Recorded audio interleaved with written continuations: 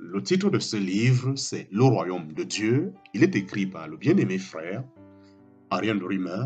Nous entrons dans le chapitre 3. Nous sommes à la troisième partie de ce livre. Le moment viendra où la gloire et l'honneur du Fils de l'homme seront visibles de toute la création.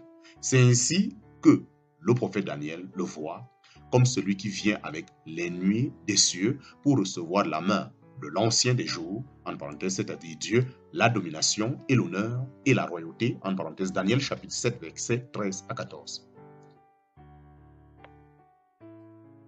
Il apparaîtra dans son royaume en tant que Fils de l'homme, c'est-à-dire revêtu de toute la puissance pour établir le règne millénaire dans sa création, en parenthèse, Matthieu chapitre 16, verset 28. À la différence de sa venue pour enlever les croyants, tous les hommes le verront alors venir, en parenthèse, Matthieu chapitre 24, verset 30. Il siégera sur le trône de sa gloire et jugera toutes les nations, en parenthèse, Matthieu chapitre 25, verset 31 et suite. Comparaître Matthieu chapitre 19, verset 28. Fin du chapitre 2. Nous entrons dans le chapitre 3. Chapitre 3, le royaume de Dieu s'est approché. Chapitre 3, le royaume de Dieu s'est approché. Pour les Juifs, ce n'était donc pas nouveau d'entendre Jean le baptiseur annoncer « Repentez-vous, car le royaume des cieux s'est approché ». En parenthèse, Matthieu chapitre 3, verset 2. Le Seigneur Jésus utilisa lui aussi ces paroles au début de son ministère prophétique public, en parenthèse, Matthieu chapitre 4, verset 17. L'évangéliste Marc rapporte que le Seigneur prêcha l'évangile du royaume de Dieu en Galilée, disant « Le temps est accompli et le royaume de Dieu s'est approché. Repentez-vous et croyez à l'évangile. » En parenthèse, Marc chapitre 1, verset 14. Oui, le trône de l'Éternel avait déjà été dressé à Jérusalem lorsque Salomon, type du roi de paix, régnait sur le peuple non encore divisé, en parenthèse, 1 Chronique chapitre 28, verset 5, 1 Chronique chapitre 29, verset 23. Mais le peuple s'est toujours plus éloigné d'Éternel, son Dieu, jusqu'à ce que celui-ci le fasse aller en captivité. Déjà auparavant, les prophètes avaient appelé à maintes reprises le peuple à la repentance. Ces appels étaient restés plus ou moins sans écho. Dieu n'avait pourtant laissé aucun doute sur le fait qu'un jour il y aurait un retour complet avant que son règne de paix puisse être établi.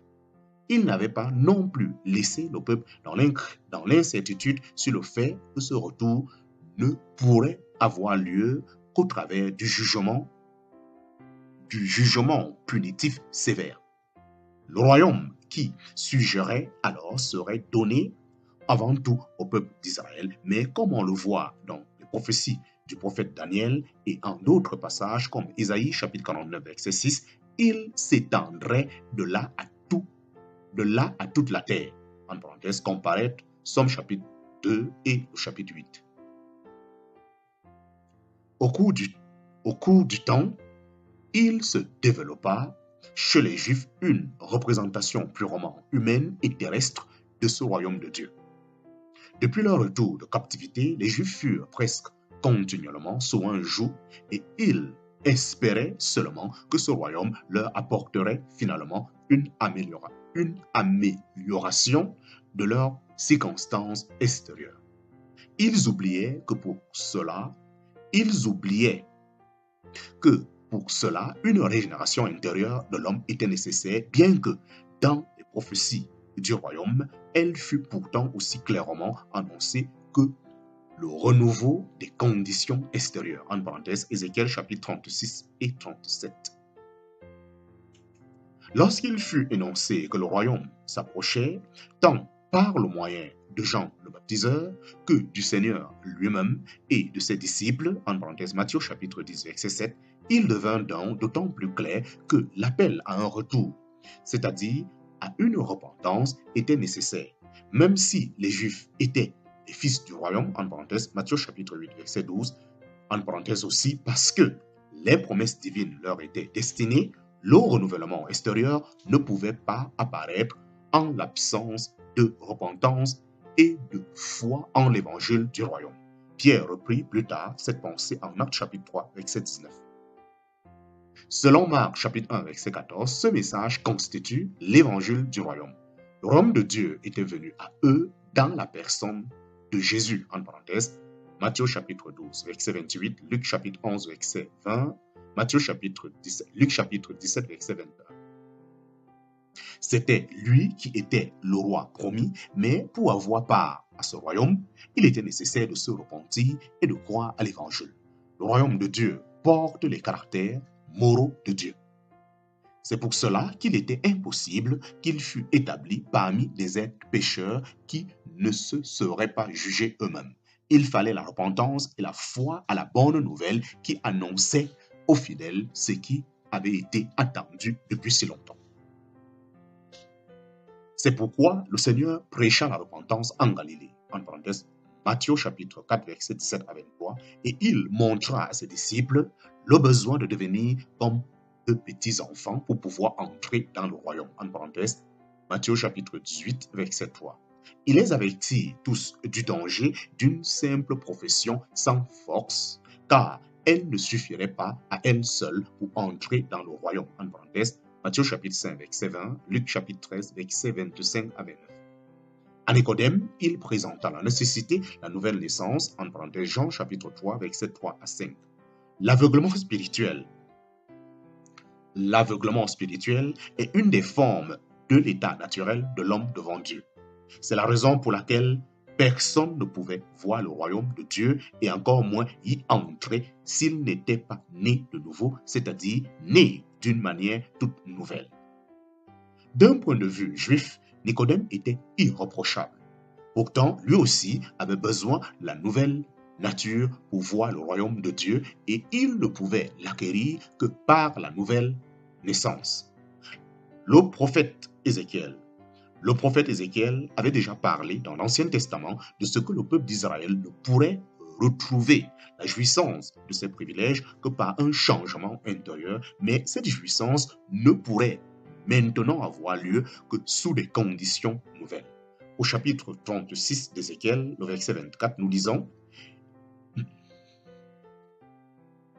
Et je vous prendrai dans les nations, et je vous rassemblerai de tous les pays, et je vous amènerai sur votre terre, et je répandrai sur vous des eaux pures, et vous seriez purs.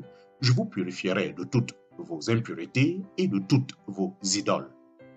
Et je vous donnerai un cœur nouveau, et je mettrai au-dedans de vous un esprit nouveau, et j'ôterai de votre chair le cœur de pierre, et je vous donnerai un cœur de chair, et je mettrai mon esprit au-dedans de vous, et je ferai que vous marchiez dans mes statuts, et que vous gardiez mes commandements, mes ordonnances, et les pratiquiez. » On trouve donc déjà ici qu'au début du règne millénaire, Dieu répandra des eaux pures sur le peuple Dieu répandra des eaux pures sur le peuple, qui leur donnera un cœur nouveau et un esprit nouveau, et que finalement, il mettra au-dedans d'eux son esprit.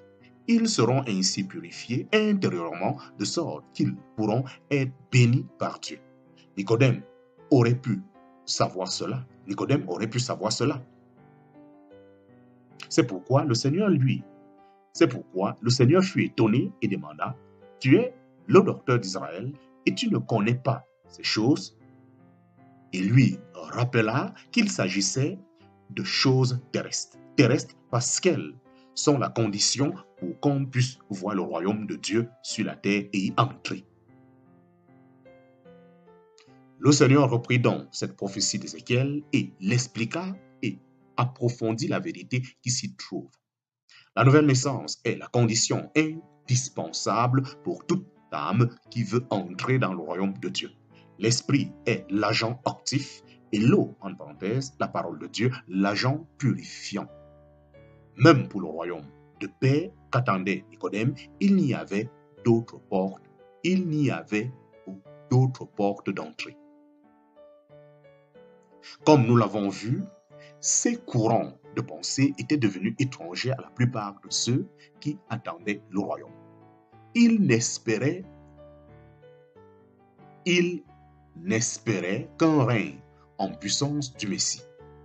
Les mages de l'Orient pensaient la même chose, en parenthèse, Matthieu chapitre 2, verset 2, et on retrouve la même chose dans les paroles de Jean lorsque, dessus, au fond de sa prison, il fit demander au Seigneur, Es-tu celui qui vient ou devons-nous en attendre un autre? En parenthèse, Matthieu chapitre 11, verset 3. Les disciples étaient aussi lents à se détacher de cette façon de voir, car autrement, on ne peut pas comprendre les paroles des disciples d'Emmaüs. Or, nous espérons qu'il était celui qui doit délivrer Israël, en parenthèse, Luc chapitre 24, verset 21, ou la question des disciples en Actes chapitre 1, verset 6. Seigneur, est-ce en ce temps-ci que tu rétabliras le royaume pour Israël? Mais il ne faut surtout pas faire l'erreur de penser que ces disciples manquaient de foi au Seigneur Jésus. Au début du ministère public de Jésus, Nathanaël avait déjà déclaré, représentant pour ainsi dire le résidu, Rabbi, tu es le Fils de Dieu, tu es le roi d'Israël. En parenthèse, Jean chapitre 1, verset 50. Les disciples s'étaient effectivement repentis, en parenthèse, comparé avec Luc chapitre 5, verset 8, et l'avaient reconnu comme le roi d'Israël. Mais pendant la vie du Seigneur sur la terre, il ne pouvait ne voulait imaginer un Messie souffrant. À plusieurs reprises, il avait très clairement évoqué ses souffrances et sa mort à venir, en parenthèse, Matthieu chapitre 16, verset 21, Matthieu chapitre 17, verset 22, Matthieu chapitre 20, verset 17 à 18, Matthieu chapitre 26, verset 2. Mais quelle était leur réaction? La première fois, Pierre réagit plein d'indignation. Seigneur, Dieu t'en préserve, cela ne t'arrivera point. Dans le deuxième passage, il est seulement dit, et il fut fort attristé.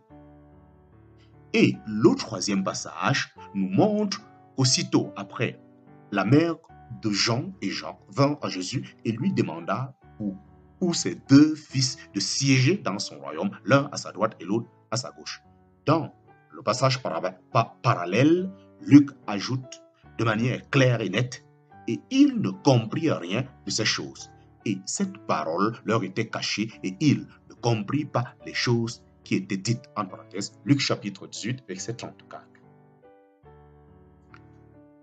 Outre ces expressions très claires sur ses souffrances et sa mort, le Seigneur avait communiqué à ses disciples bien des choses au sujet du royaume qui auraient dû attirer leur attention.